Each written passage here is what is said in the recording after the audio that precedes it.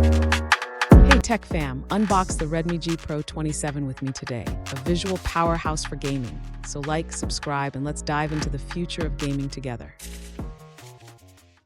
This is the first 27-inch 2K millet we bought 4 years ago for 2,000 yuan, 160 joint venture specifications of the display machine. One-click design, complete interface, the screen quality of skin color, as well as the excellent workmanship that stands out from the crowd at the same price. Let's take a look together. Let's look at the packaging accessories first. The display in the package is divided into 3 parts. The bracket and the display are fixed by buckles. The base and bracket are fixed on a DP video cable by screws. It is worth mentioning that its power adapter is not a rice cooker cable with built-in power supply, but it's the smallest mini LED display I've ever used. Let's compare other mini LED displays. The power adapter size of the output power at this volume is only 650,000. For many secret LED displays, moving the adapter of 200 or 300 watts, it's really rare. It also worries me about its actual demeanor and brightness performance. We'll talk about this later. In terms of appearance, the back of the display hides a simple black and white contrast design. A ring-shaped RGB atmosphere lamp is also arranged at the central bracket. Uniform light color rendering is not exaggerated. Set different lighting effects in OSD. The front face is a very common 3-sided narrow frame design. There is a hidden power status indicator in the lower right corner. The whole looks simple without losing the sense of design. Although this inverted 8 base occupies a lot of land, but on the whole, the workmanship value is very online. Personally, I like this design very much. I think it's much more reasonable to see it somewhere. I don't know the appearance of this Redmi 7 Pro 27. How many points will you score? Come to the screen part. The specific screen parameters are as follows. Redmi 7 Pro 27 uses a 27-inch piece from BOE, RK Wind and Cloud Force, 180Hz refresh rate, 8-bucket color sound, official publicity 1mm response fast IPS screen. The backlight uses 4608 lamp beads, MiniLED scheme with 1052 partitions, support HDR 1000 and rising anti-tear technology. The screen is dimmed by PWM at 4000 Hz, and passed Rhineland's low blue eye protection certification in low blue light mode. This QD quantum dot wide color gamut screen, after our actual measurement, the color gamut volume of the screen is 183.9% sRGB. Very good for performance. In default mode, the color standard is on stage, max 2.02, average 0.39. There is no need to worry about the standard of appearance color. However, under the default SDR, the screen is turned on with dynamic backlight in mid-range. We turn off the dynamic backlight. The black length brightness of the screen at 100% brightness is 0.58 nits. The maximum brightness of full screen under SDR is 817 nits. Boy, the highest brightness of SDR is brighter than that of HDR on other monitors. By default, it still has a brightness performance of 400 nits at 50% brightness. This is also the LCD monitor I have tested.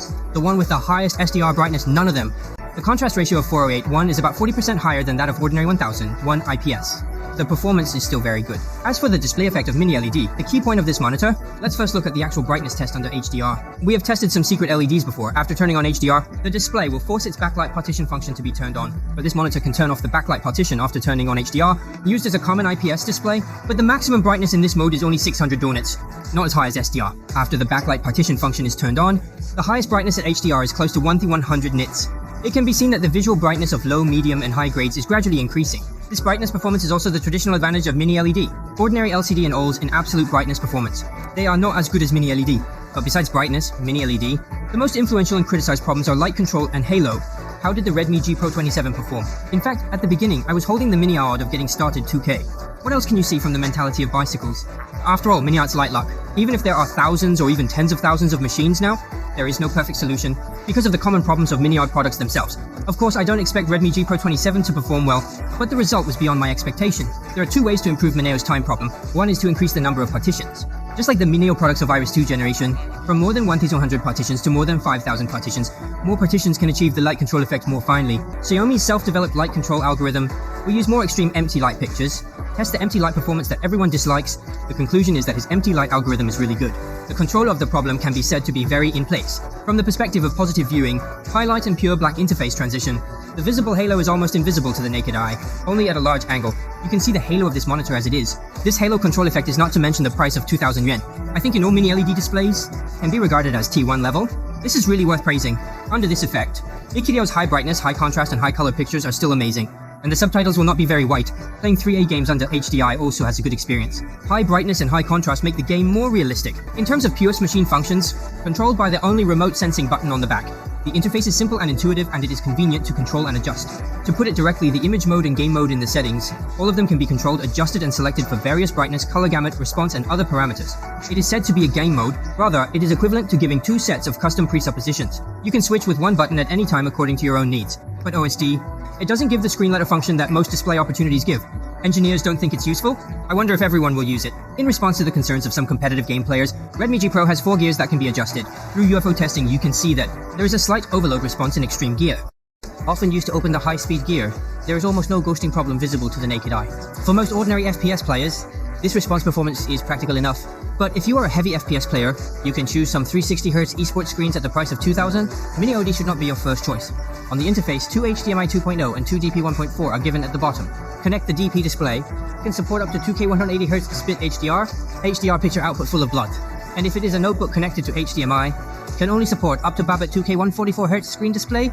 Unfortunately, there is no C port and USB hop. This may circle some laptop extended screen users, but look at this price. What other bicycles are there?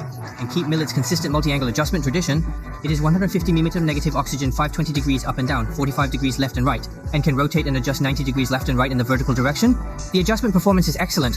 If you dislike the special occupation of this base, the back is still provided with a 75.575mm semi-magnetic wall hanging screw hole. Students in need can directly choose to install wall hanging brackets. In fact, this monitor can be simply summed up in one sentence. It may be something you can buy, one of the mini LED displays with the best light control effect. At the same time, it may be the largest number of partitions within 2000 UN at present. Mini LED display with the highest brightness?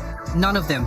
Under the entry price, in addition to giving an outstanding appearance, it also gives a strong screen comprehensive quality, make it accessible to more people, and experience Mini LED with better display effect. I think its product power is completely useless. Of course, there are still shortcomings to find. Daily use still has an impact. Backlight control problem. The interface configuration is less, which is not friendly to notebook users. Secondly, it didn't reach 4K resolution. It only has 2K resolution, which is not flagship or extreme in the eyes of some students. But in my opinion, I think going up to 4K excludes the cost problem. The requirements for PC performance are higher. How many people's computers can play 4K games smoothly without brains and special effects? 2K is divided into rates, both in terms of price and demand for PC configuration. For most students, Mayday is a more suitable choice. Okay, that's all the content of this program. This is New Technology. I'll see you next time. Enjoying our content?